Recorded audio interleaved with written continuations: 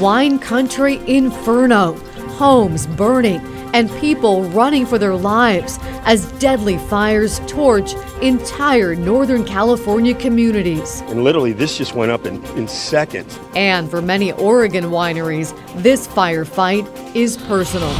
Tonight, tent or shelter, you say? Tent. We hear it over and over. Portland's homeless choosing tents over shelters in droves. Tonight, we ask why and examine the changes shelters are making to buck the trend.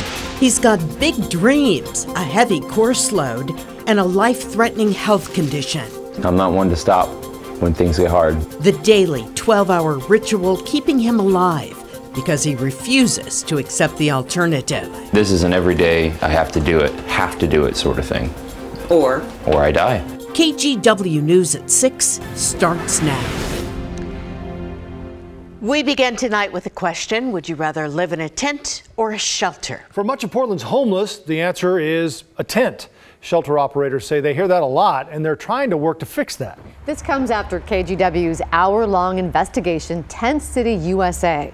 We aired it last night, and in it, our team interviewed 100 people living in tents. 89% said they would choose a tent over sleeping in a shelter. KGW's Maggie Vespa joins us now in front of the Willamette Resource Center in Southeast Portland. And Maggie, that is one of the shelters trying to cater to that crowd. Laurel, it definitely is. As you said, getting people to realize essentially that these newer, more flexible shelter models exist is really tough for the shelter operators. A lot of the people who've been spending for some years outside only go to shelters during those extreme weather situations, like during the ice storm that we had during the winter. So they end up in those temporary spaces that are kind of sardine-like, and then they walk away, assuming that all shelters are that way. Back out today. Tonight, tent or shelter, you say? Tent. Campers hammer the point home. Why? Privacy. Less drama. When you say drama in a shelter, what does that mean? Like what's happening? Arguing, fighting. And they don't really stop it.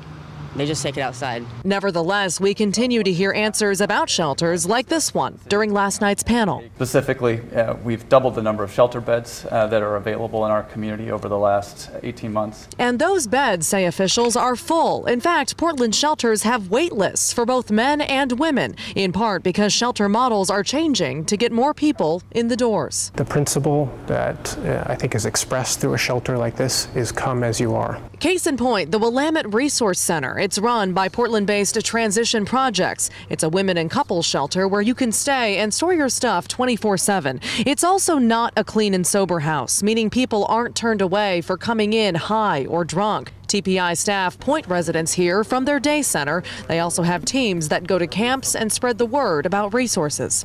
Whatever your challenges are, we'd rather have you inside, safe, warm, and dry, and provide that kind of access that you need to the kind of services that are going to help you make that next step. One resident admits she had low expectations of life in a shelter. Once I got in here and seen how things were operating, and you know, I could come and go as I pleased, 3 meals a day, you know, what more can you ask for? It's also worth noting, experts say shelters have always been sort of that stepping stone, or at least that's what they're supposed to be, between the streets and affordable housing. We all know in Portland we have a lack of affordable housing, so they say a lot of campers assume if I go into a shelter, that's as far as I'll go, and I'll probably end up back on the streets here pretty soon. They'd rather stay in a tent because in their minds it offers some semblance of stability. Guys, back to you. Maggie, thank you. Tomorrow, the city of Portland will tackle the affordable housing issue. Last November, voters passed a huge bond measure to address it. The city council will vote on a plan to spend that money. The city has already spent a small part of the bond to buy 300 affordable housing units in Northeast Portland. City leaders want to make sure the money spent moving forward is targeted to help people get off the streets, to help people who are close to losing their homes, and to help communities of color. Be sure to follow Maggie on social media for breaking news and insight into Portland's homeless crisis. Also a reminder, you can watch our entire Tent City USA documentary and discussion right now at kgw.com. It blew up seemingly out of nowhere. About 20 separate fires in California wine country that spread quickly and dangerously through Napa Valley. As it stands, these fires have killed 15 people and destroyed more than 2,000 homes and businesses. More than 3,000 people are in shelters, many saying they had no time to gather belongings and have lost everything. Fire crews blame a brutal combination of winds, bone-dry conditions, and record low humidity. And officials warn it's bound to get worse before it gets better. There are a lot of people in Oregon's wine country who started in California. KGW's Pat Doris talked with some of them today, and Pat, they're really feeling the impact of these fires. Well, they are, Lo, because there is such a personal connection between the Willamette Valley and Sonoma and Napa counties. In fact, here at Lemelson Vineyards, the winemaker moved here directly from the fire zone 3 years ago. Matt Wengel works 14-hour days now. It's his busiest time of the year. The harvest is coming in. He's the winemaker at Lemelson, in charge of everything connected to the 2017 vintage. But even that cannot block out thoughts of California's fires. My girlfriend who lives in Napa can't make calls to her. Our anniversary was yesterday. Can't get through to her. She can text. She's safe. She hasn't been evacuated. Winemaking is a tight-knit community with similar hopes and challenges and pressures. As the Pinot Noir grapes come off the vines at Patricia Green Cellars, she thinks about the vineyards in Sonoma and Napa counties. My heart goes out to those people. And especially, you know, when you finished harvest and then this happens, and it's not just the harvest, it's like a lot of people's life work. Anthony King feels the connection too. He worked in the business for 7 years in Sonoma County before moving to Carlton's Winemaker's Studio. I think most everyone's still trying to figure out, like, do they have a home? Because you can't get into certain areas to see. It's too soon to know for sure the impact on the vineyards, but he and many others fear some have burned. It's sad, you know, when you have 100-year-old vines that get lost, and there's just a lot of history to those. Back at Lemelson, the work goes on, and so do the questions about what escaped and what's been destroyed by these firestorms. Historic wineries, Stag's Leap Winery, where I worked, possibly destroyed. I mean, it's devastating. I can only imagine. My heart and prayers go out to all those people. And the experts tell me if vineyards have been destroyed, it'll take 4 to 5 years after new vines are planted until the grapes are ready to harvest. Back to you. It's just devastating to see the damage out there, Pat, and I don't really know that we know how bad it is just yet. All right, thank you.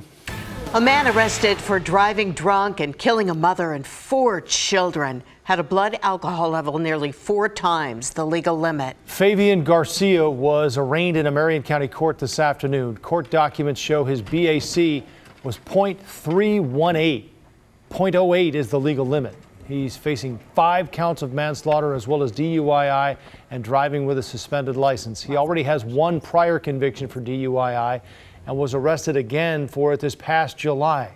On Sunday, police say he crashed into a car, killing Lizette Medrano Perez of Molalla, her 3 children, and her niece.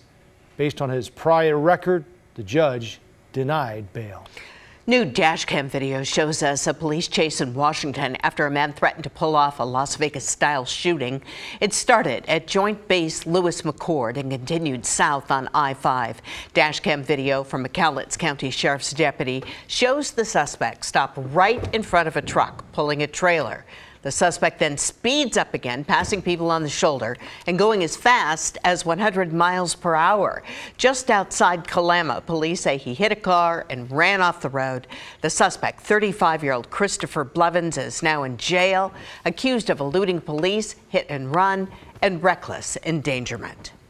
It was an accident that sent a Vancouver mother and her 2 young boys to the hospital this summer.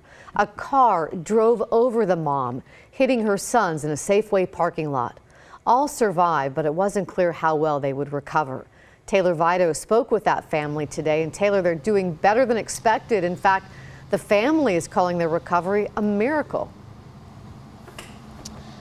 Well, Laurel, exactly, especially when it comes to that 3-year-old boy who was hurt. Now, the car, when all this happened, it drove over his mom's stomach, if you can believe that. He was hurt in the process, too. He suffered a fractured skull and some brain damage. But as we saw today, just a couple of months later, he's practically back to his old self. Show him how fast you can go. This cozy Vancouver neighborhood might as well be a personal racetrack for 3-year-old A.J. McAllister. Where are you going? Come on, faster. It's hard to slow the little guy down, and this much energy isn't uncommon for kids his age. What is surprising for A.J., though, is how far he's come from just a couple of months ago. Unbearable. Absolutely unbearable. I'm having trouble just gripping right now, just thinking about it. A.J.'s dad, Guy McAllister, doesn't like talking about what was easily the worst day of his life. He was at work when someone had called to tell him that his wife Melissa, A.J., and his other son Christopher had been hit by a car. They were in the parking lot of Safeway when a parking driver inexplicably hit the gas and plowed over Melissa. In all other cases, she probably should have been dead. She took the full weight of the car over her midsection. There was a tire track on her stomach. Melissa suffered a badly broken pelvis, and Christopher had a concussion. But for A.J., it was much more serious. He had a fractured skull, brain damage, and even suffered a stroke while in the hospital. Guy McAllister says his son was dangerously close to being put on life support. Can you say hi for Daddy? Hi. But just over 2 months later, this is A.J. now, only an eye patch that he wears at times. The 3-year-old is still active and full of energy, something that some doctors and the family didn't think would happen. And I've seen a couple doctors come to tears because they saw him then and see him now, and they can't imagine, they can't picture. Well, this kid was here and he's here. It's miracles, little miracles happening every day. The family's struggles are far from over. Melissa's recovery is taking longer than expected, and she's still at a rehab facility, unable to walk just yet.